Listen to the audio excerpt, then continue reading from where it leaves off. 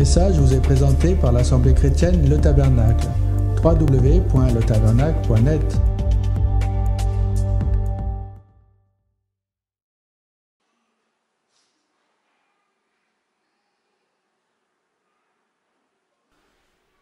Alors je vais reprendre un peu ce que j'avais légèrement commencé il y a 3 semaines. J'avais commencé à engager le sujet sur le cœur de l'homme.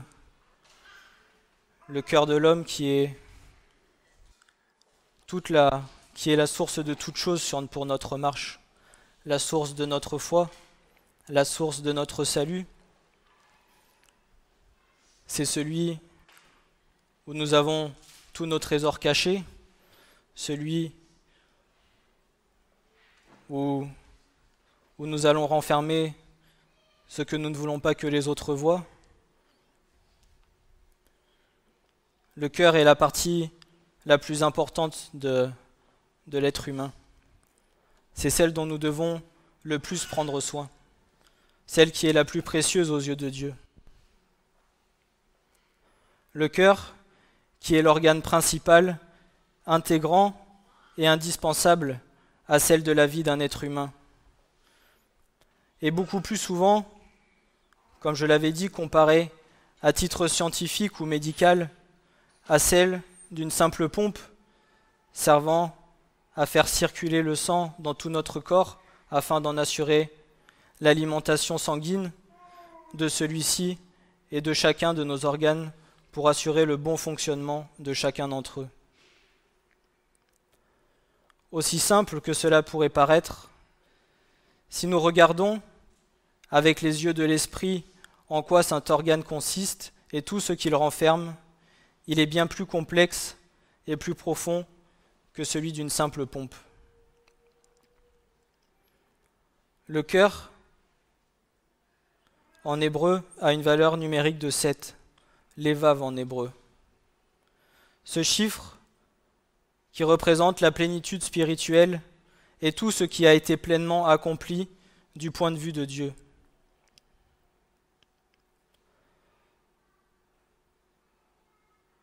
La signification, c'est l'homme intérieur, l'esprit, la volonté, le cœur, l'âme, la compréhension.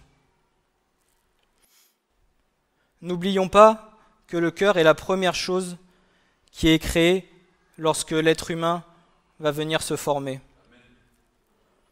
Lorsque le spermatozoïde de l'homme va venir féconder l'ovule de la femme afin de créer la vie et la future bénédiction pour des parents. Avant même la tête, les pieds, les mains, c'est le cœur qui est formé. Le battement du cœur est la première chose qui se fait une fois que l'embryon est formé à 22 jours alors qu'il ne fait que 3 mm. Le cœur est la chose principale de l'être humain. Lorsque le corps se forme, la tête n'est pas formée alors que lui, le cœur, bat déjà. Et bien souvent, lorsque, comme je vous le partageais la fois dernière, quand vous parlez avec certaines personnes, bien majoritairement, beaucoup pensent que la partie principale du corps, c'est la tête, parce que c'est avec elle qu'on réfléchit, c'est avec elle qu'on pense, c'est là que tout notre cerveau est conditionné. Mais en réalité, la partie la plus importante, c'est le cœur, parce que c'est là que tout est renfermé. Toutes les pensées viendront premièrement du cœur. C'est d'elle qu'est la source première.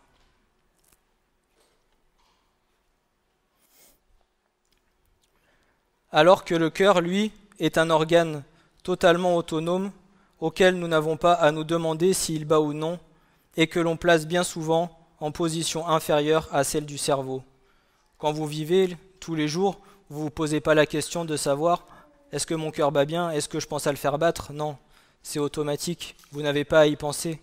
Lorsque vous dormez, votre cœur bat, tandis que votre cerveau, vos pensées, lorsque vous allez réfléchir, c'est vous qui allez donner l'ordre de le faire, tandis que le cœur, lui, est entièrement autonome. Tout notre être entier est uniquement alimenté et dépend totalement d'un seul organe de la création de Dieu, le cœur. Si vous regardez bien toute la parole de Dieu, ce que Dieu nous demande d'abord de préserver, c'est de préserver nos cœurs. Là où il nous demande que sa parole soit inscrite, ce n'est pas sur les linteaux de notre tête, de notre cerveau, c'est sur les linteaux de nos cœurs.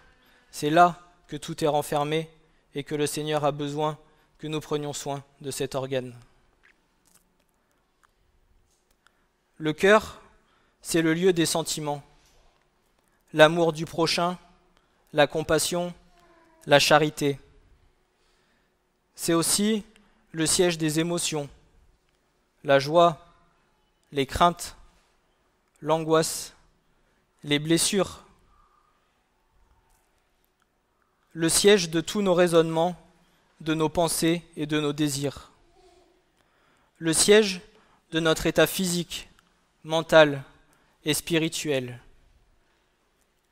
le siège de notre foi, là où nous devons avoir le feu, là où nous devons avoir l'espérance. Et c'est aussi le siège du pardon.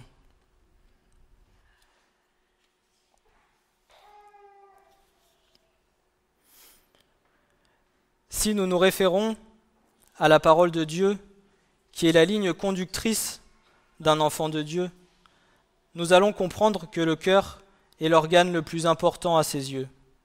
D'où celui qui est créé en premier, celui dont nous devons prendre le plus soin tout au long de notre marche, car de lui tout en découlera, allant jusqu'à notre salut. Gardez vos cœurs plus que toute autre chose, car de lui viennent les sources de la vie.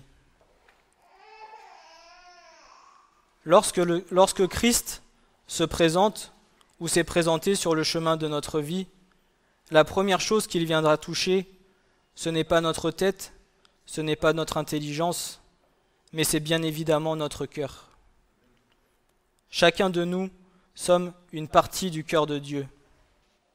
C'est une partie de son cœur que le Seigneur nous a donnée, pas une partie de sa tête, pas une partie de ses jambes ou autre chose. Non, c'est une partie du cœur. La chose la plus importante pour un être humain, la chose où tout est renfermé, où l'amour est renfermé.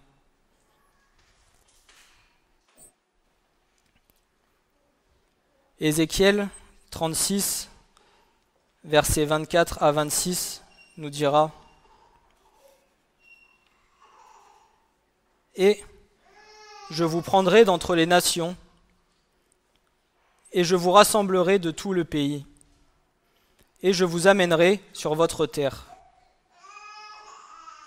Et je répandrai sur vous des eaux pures, et vous serez purs. Je vous purifierai de toutes vos impuretés et de toutes vos idoles. Et je vous donnerai un cœur nouveau, et je mettrai au-dedans de vous un esprit nouveau. Et j'ôterai de votre chair le cœur de pierre, et je vous donnerai un cœur de chair. Et je mettrai mon esprit au-dedans de vous, et je ferai que vous marchiez dans mes statuts, et que vous gardiez mes ordonnances et les pratiquiez. Et vous habiterez dans le pays que j'ai donné à vos pères, et vous serez mon peuple, et moi, je serai votre Dieu.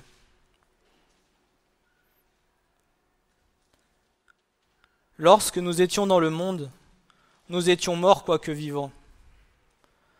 Notre cœur était rempli et souillé par le péché. Mais le Christ, et lui seul, en accomplissant l'œuvre de la croix, par amour pour chacun de nous, a fait que nos cœurs ont pu être purifiés par son sang de nos œuvres mortes, pardonnés et libérés définitivement du péché.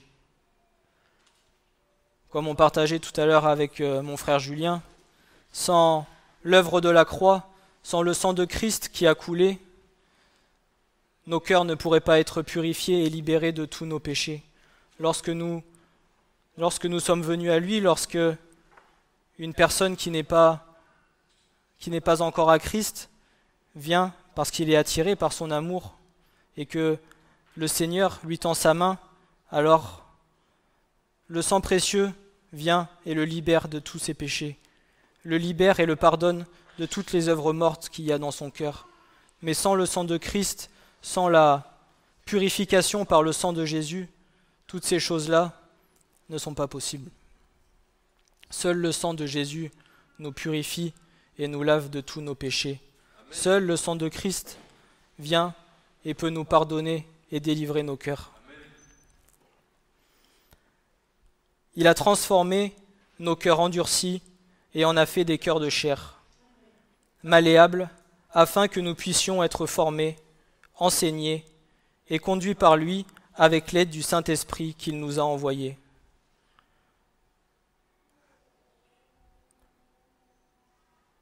La grâce que nous avons, c'est que les cœurs que nous avions qui étaient endurcis, le Seigneur vient et en fait des cœurs de chair.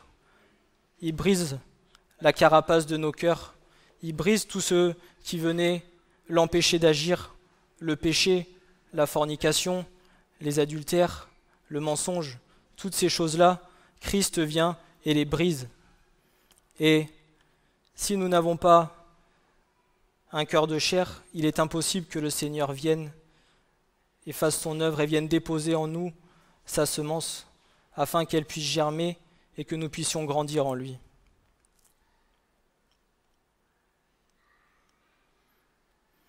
Malgré la grâce que nous avons reçue, nous avons encore des choses au-dedans de nous, avec lesquelles nous avons des combats qui ne viennent d'autre part que du cœur.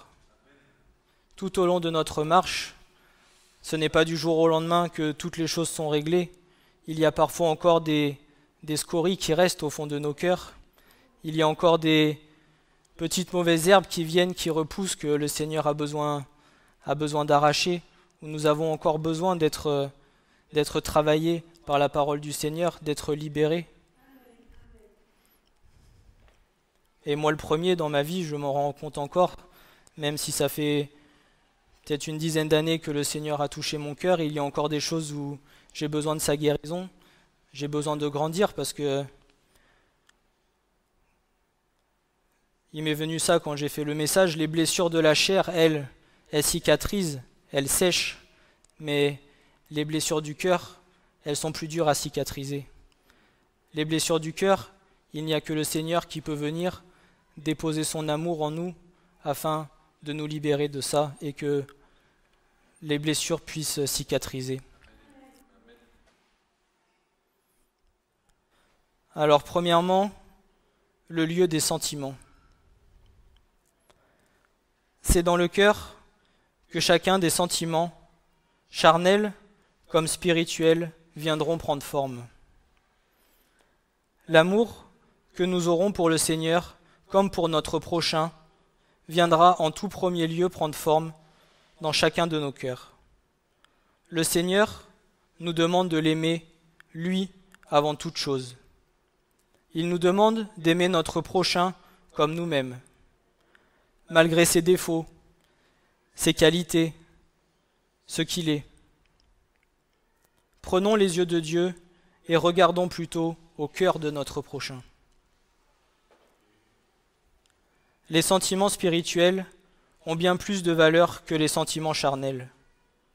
Les sentiments spirituels, eux, ils demeureront pour l'éternité et resteront les mêmes, alors que les sentiments charnels sont variables et terrestres.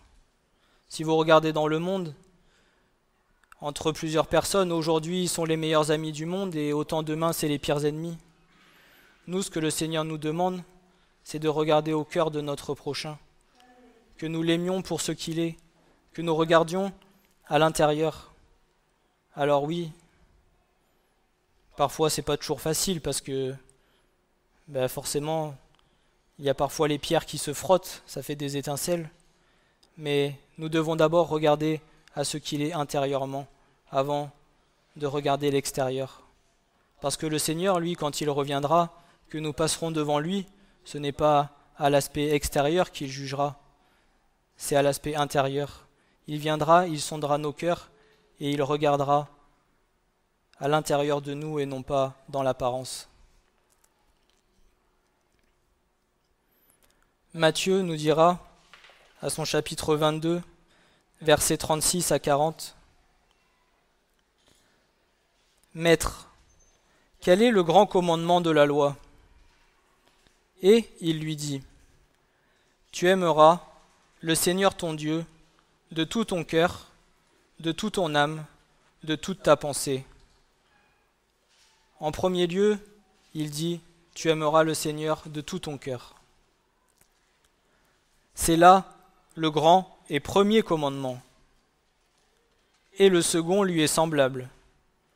Tu aimeras ton prochain comme toi-même. De ces deux commandements dépendent la loi tout entière et les prophètes. Ce sont les deux plus grands commandements de la parole de Dieu. Et avant d'aimer ton prochain comme toi-même, il faut d'abord apprendre à s'aimer soi-même. Et ça, c'est pas facile. J'y ai été confronté et c'est quand un jour mon frère Francis l'avait partagé et qu'il avait dit « Si tu ne t'aimes pas toi-même, comment tu peux aimer ton prochain ?» Et je me suis sondé intérieurement et je me dis « C'est vrai Seigneur, je ne m'aime pas. Comment pourrais-je donner de l'amour à celui qui est à côté de moi si moi-même je ne m'aime pas ?» Alors, nous devons apprendre à accepter ce que nous sommes, à dire merci Seigneur pour ce que tu as fait de moi et pour la merveilleuse créature que je suis, et demander et prier pour les choses auxquelles nous avons du mal à accepter en nous.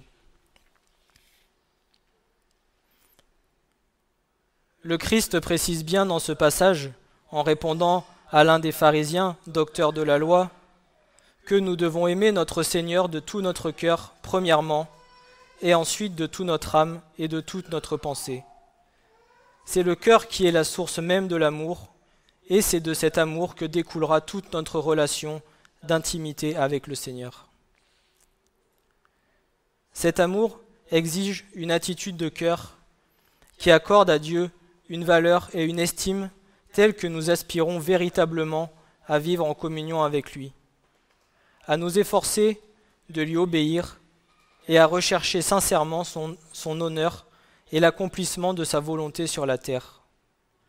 Ceux qui aiment vraiment Dieu désirent promouvoir son royaume et accepter de prendre part à ses souffrances. Amen. Cet amour doit s'inspirer de son amour pour nous, manifesté en ce qu'il a donné son Fils pour nous. Il inclut également un attachement personnel envers lui.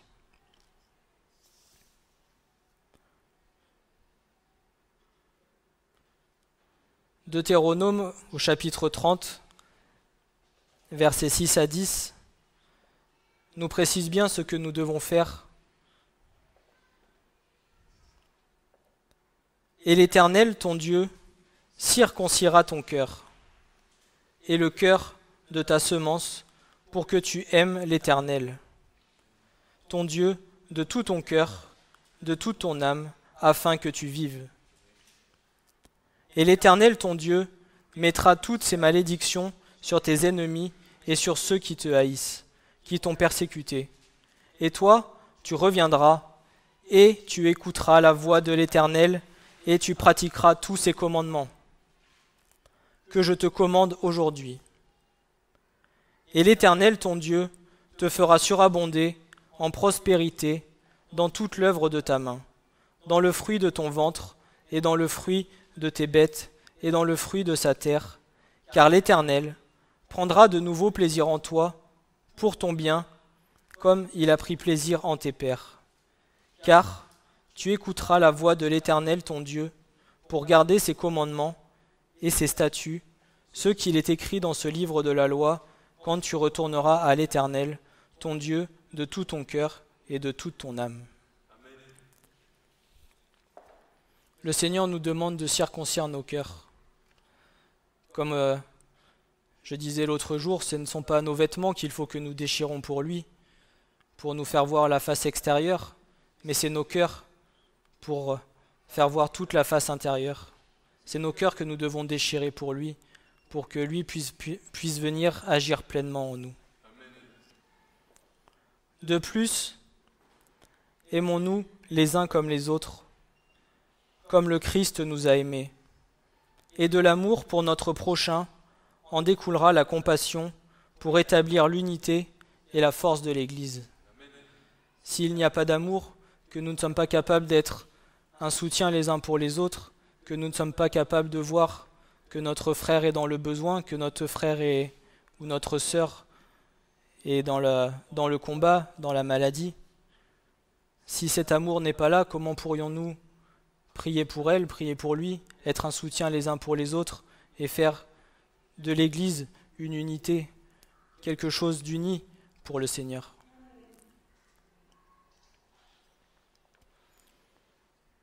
En revanche, soyons très vigilants aux sentiments charnels, car l'homme, même né de nouveau, malgré qu'il appartienne au Seigneur, n'est pas infaillible, et dans un moment de faiblesse, peut facilement se faire tromper ou même se tromper soi-même. Malheureusement, même dans l'Église du Seigneur, nous devons veiller à ne pas nous laisser séduire ou influencer. Nous pouvons tromper les hommes, mais nous ne pourrons jamais tromper Dieu, car il est le seul qui peut sonder nos cœurs.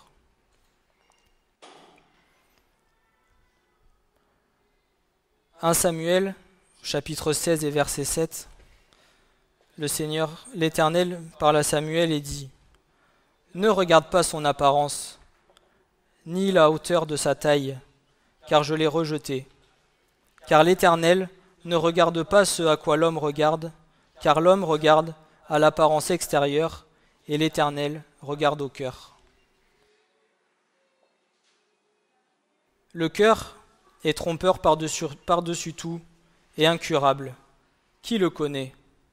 Moi, l'Éternel, je sonde le cœur, j'éprouve les reins, et cela pour rendre à chacun selon ses voies, selon le fruit de ses actions. Le cœur corrompu d'un homme ne peut changer par lui-même.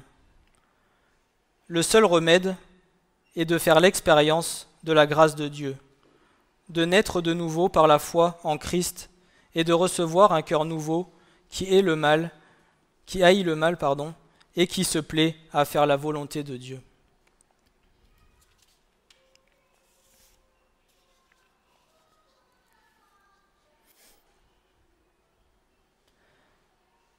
Alors, deuxièmement, le siège des émotions.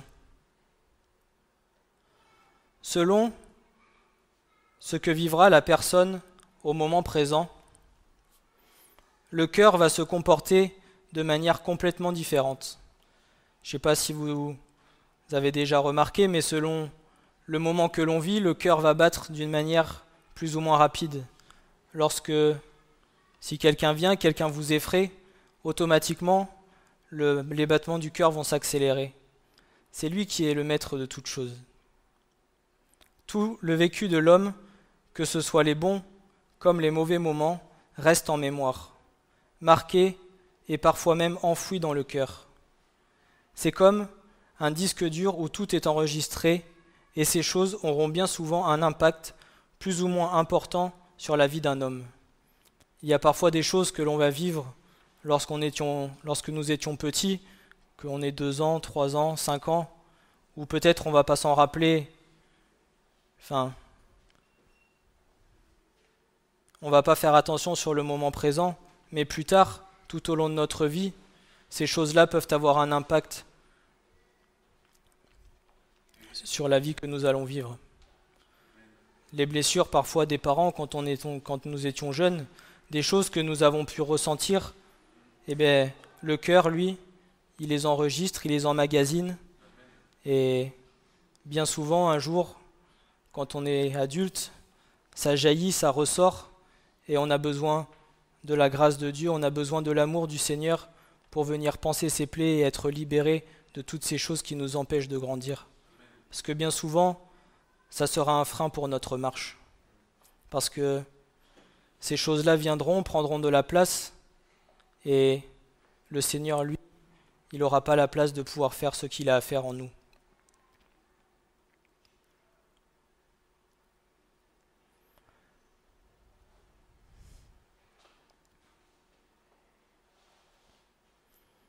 Chacune de nos craintes ou de nos angoisses, alors ça je parle en connaissance de cause, chacune de nos craintes ou de nos angoisses sont le résultat d'un moment précis que nous avons vécu et qui a un impact sur notre façon de vivre encore dans le temps. Il en est de même en ce qui concerne les liens spirituels. Ceux dont nous aurons hérité de la génération de nos pères viendront enchaîner nos cœurs de façon à nous tenir captifs de ces choses. Ce sera une arme pour l'ennemi contre nous, afin d'avoir toujours un certain pouvoir sur nous. Lorsque nous nous apercevons qu'il y a des liens d'hérédité, nous devons prendre autorité afin que nous soyons déliés, parce que l'ennemi, ce qu'il vient lier en premier, c'est le cœur de l'homme, afin de pouvoir nous tenir captifs en lui, et que nous ne puissions pas grandir et avancer dans les choses du Seigneur. Alors parfois, il faut du temps avant de se rendre compte de certaines choses, parce que nous avons besoin que le Saint-Esprit vienne, nous éclaire et nous révèle. Mais voilà, c'est le cœur qui viendra et qui sera lié, que l'ennemi utilisera pour que nous ne puissions pas venir prendre autorité sur ces choses et être délivrés et pouvoir grandir. Et moi encore aujourd'hui, il y a des choses contre lesquelles je combats, où c'est difficile, où l'ennemi a peut-être une part de force, mais voilà, je dois prendre autorité pour être libéré de tout ça. Le Seigneur, par sa grâce, nous a fait part de belles promesses, et c'est seulement par lui que nous pourrons libérer nos cœurs par différents moyens que ce soit. Le Seigneur nous a donné tous ses conseils dans sa parole, afin que nous soyons libérés. La confession des péchés, avec l'aide du Saint-Esprit, qui nous aura convaincus de péché, de justice et de jugement, et qui permettra que tout ce qui est enfoui et qui accuse notre conscience vienne se mettre à la lumière, et que nous puissions être libérés de ce qui accuse notre conscience.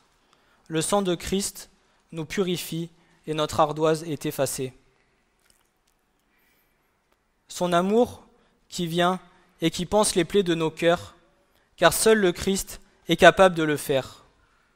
Nous savons que son amour ne change pas, et cela nous rassure. Ensuite, l'arme redoutable, la prière, pour nous libérer des choses qui nous pèsent et qui viennent briser les chaînes. Même si les larmes sont douloureuses, la prière est libératrice. Christ ne nous a pas laissés orphelins. Il est notre Père spirituel et nous a tout donné pour que nous soyons guéris et délivrés des choses du passé. L'Éternel bâtit Jérusalem, il rassemble les exilés d'Israël. C'est lui qui guérit ceux qui ont le cœur brisé et qui bandent leurs plaies. Psaume 143, verset 7. Moi, je suis l'Éternel, votre Dieu, qui vous ai fait sortir du pays d'Égypte, afin que vous ne fussiez pas leurs esclaves. J'ai brisé les liens de votre joug, et je vous ai fait marcher la tête levée. Lévitique 26, verset 13.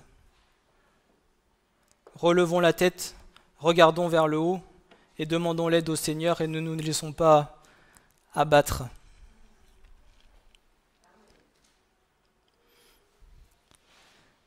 Notre cœur, le siège de tous nos raisonnements, de nos pensées, de nos désirs. Qui dit pensée et raisonnement assimile forcément cela à la partie du corps humain qui est faite pour réfléchir, le cerveau. En revanche, si ces choses viennent à arriver à notre cerveau, c'est qu'un mécanisme s'est déjà mis en marche dans le cœur. Il en est de même pour chacun de nos désirs. Seulement, c'est l'état spirituel de nos cœurs qui fera découler l'état de nos raisonnements et de nos pensées. Un homme ou une femme qui n'a pas son cœur en paix sera forcément tourmenté dans ses pensées. Tout comme celui qui s'appuiera sur ses propres connaissances viendra à faire ses propres raisonnements et bien souvent se trompera dans les décisions qu'il aura à prendre pour sa propre vie ou celle de son foyer. Avant de prendre toute décision, nous devons demander au Seigneur, être certain que c'est bien sa volonté qu'il veut pour nos vies, avant de penser par nous-mêmes avec notre propre raisonnement. demandons d'abord la confirmation dans nos cœurs au Seigneur de savoir si ce que nous faisons est bien sa volonté à lui.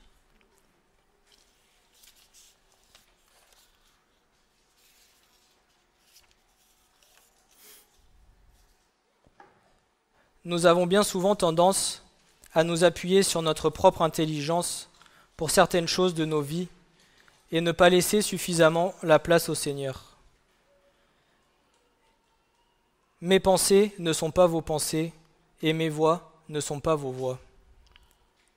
Ésaïe 55, verset 8.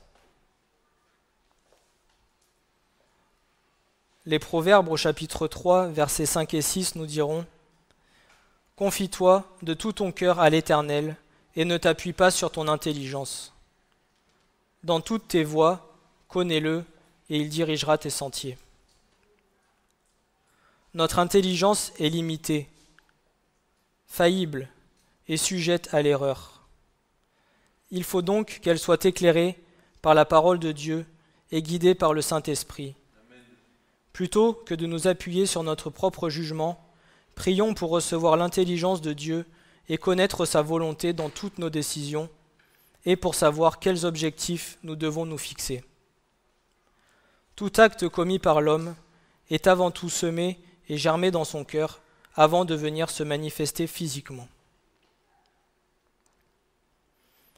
N'entendez-vous pas encore que ce qui entre dans la bouche va dans le ventre et qui passe ensuite dans le lieu secret? Mais les choses qui sortent de la bouche viennent du cœur, et ces choses-là souillent l'homme. Car du cœur viennent les mauvaises pensées, les meurtres, les adultères, les fornications, les vols, les faux témoignages, les injures. Ce sont ces choses qui souillent l'homme. Mais de manger avec des mains non lavées ne souille pas l'homme. Matthieu 15, verset 17 à 20. Souvent, on a tendance à penser que c'est ce qui va venir rentrer en nous qui va souiller nos cœurs, alors qu'en réalité, comme la parole de Dieu nous le dit, c'est ce qui va sortir de nos cœurs qui va nous souiller. Parce que ce qui va sortir, c'est d'abord ce que nos cœurs auront fait germer. Ce sont toutes les pensées que nous aurons, toutes les choses mauvaises, et c'est ça qui va venir souiller tout notre être intérieur. D'où le Seigneur qui nous dit souvent de fermer notre bouche, et comme l'expression le dit, tourne 7 fois la langue dans ta bouche avant de parler. Sois certain de ce que tu vas dire avant d'ouvrir ta bouche.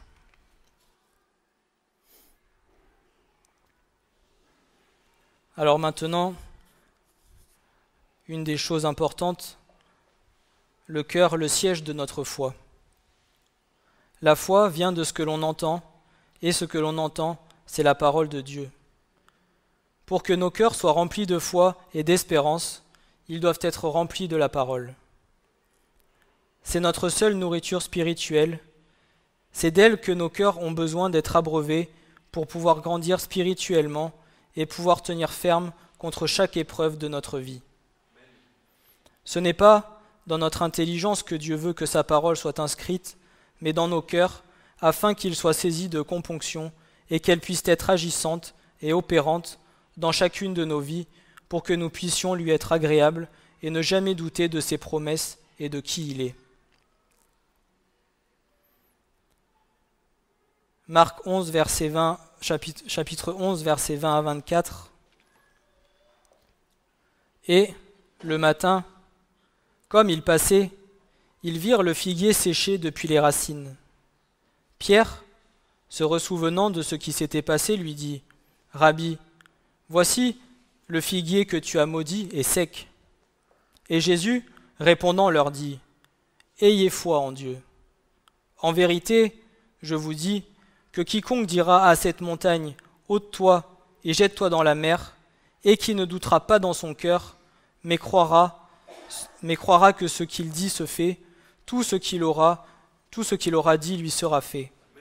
C'est pourquoi je vous dis, tout ce que vous demanderez en priant, croyez que vous le recevrez, et il vous sera fait. Celui qui ne doutera pas dans son cœur lorsqu'il demande quelque chose à Dieu, croyez que vous le recevrez, et il vous sera fait. Ne doutez point des choses que vous demandez à Dieu. Demandez et demandons-le de tout notre cœur, en ayant la ferme assurance qu'il entend nos prières et que toutes choses vont s'accomplir en son temps. Mais ne doutons point de la grandeur de Dieu et de tout ce qu'il peut faire.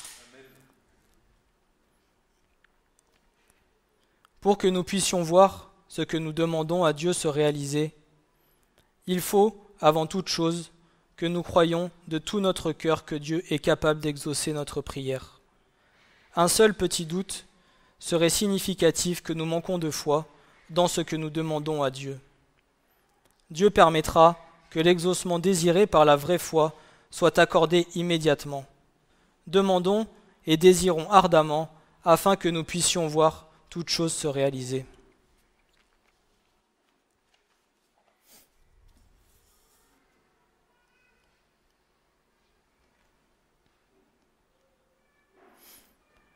Dieu ne cherche pas des hommes étant capables de réciter par cœur des versets sans avoir l'amour pour sa parole.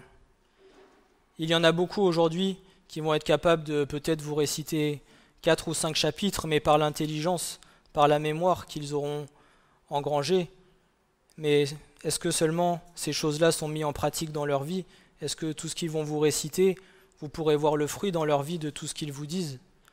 Dieu va peut-être préférer que vous connaissiez moins, mais que vous mettiez en pratique ce que vous dites et ce que vous avez reçu, plutôt que de savoir beaucoup et de ne rien mettre en pratique.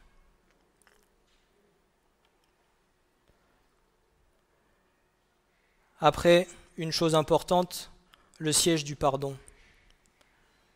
Vous verrez beaucoup d'hommes ou de femmes dire « Je te pardonne, pardonne-moi pour ce que je t'ai fait ». Mais le pardon, comment est-il reçu? Comment est-il fait? Est-il fait par la parole ou est-il fait par le cœur? Ce sont deux choses différentes. Le pardon est très important dans la vie d'un enfant de Dieu. Mais pour certaines situations, il peut être très dur à la fois. Pourtant, Christ nous le dira, « Pardonnez-vous les uns les autres, comme je vous ai pardonné. » Colossiens 3, verset 13. Mais, si vous ne pardonnez pas aux hommes leurs fautes, votre Père ne pardonnera pas non plus vos fautes.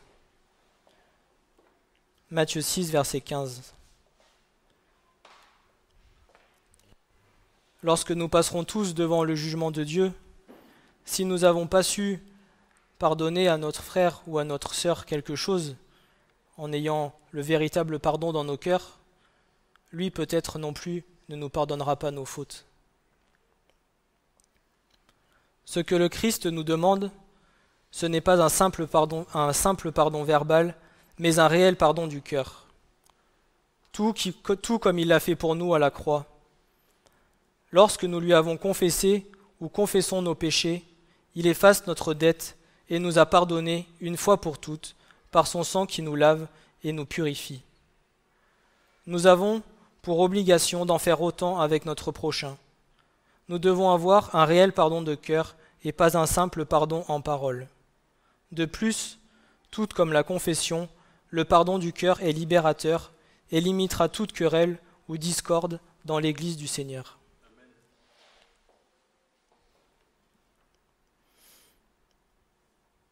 Bien que tout n'ait pas été dit, nous pouvons voir que le cœur est la source unique de la vie d'un homme.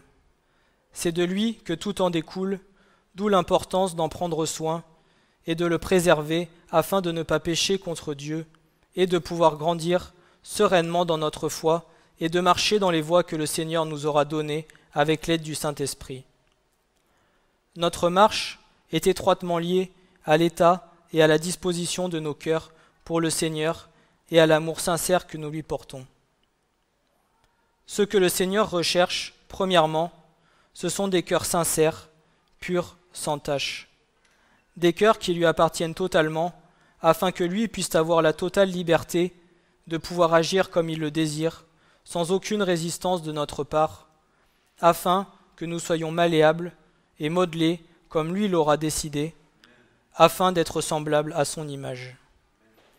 Gardons nos cœurs plus que toute autre chose, fortifions-nous et que nos cœurs soient fermes, nous tous qui avons notre attente en l'Éternel. Amen. Alors j'ai ça qui m'est venu ce matin. Moi qui ai travaillé un peu dans l'agriculture, le cœur, qui est un peu comme la terre, là où tout va venir germer, si jamais nous laissons l'ivraie prendre le dessus et que l'ivraie vient étouffer le blé, la plante qui, elle, a besoin de la lumière pour faire la photosynthèse, si c'est l'ivraie qui reçoit la lumière, alors ça sera l'ivraie qui va pousser. Si c'est le blé qui germe, alors ça sera la bonne semence qui poussera. Si jamais dans nos cœurs, nous gardons trop de choses enfouies et que toutes ces choses viennent cacher toute la parole de Dieu et que la lumière ne peut pas venir dans nos cœurs, alors nous continuerons à souffrir, à marcher dans des chemins tortueux, alors que si nous libérons nos cœurs, la lumière de Dieu pourra venir, pourra pénétrer et nous pourrons enfin être délivrés de toutes ces choses. Il y a beaucoup de choses dans la parole qui font référence qui moi me parlent beaucoup, notamment par rapport à la terre, par rapport à la vigne, à la plante. Il y a beaucoup de choses qui sont significatives et voilà, c'était un peu quand le Seigneur ira parler, donnera la parabole du semeur. Si nous semons sur une terre préparée, alors la bonne poussera. Si nous venons déposer la semence sur le rocher, alors elle germera et ensuite elle sera fanée. Le cœur est la source de notre marche et nous devons en prendre soin et veiller sur lui premièrement. Amen.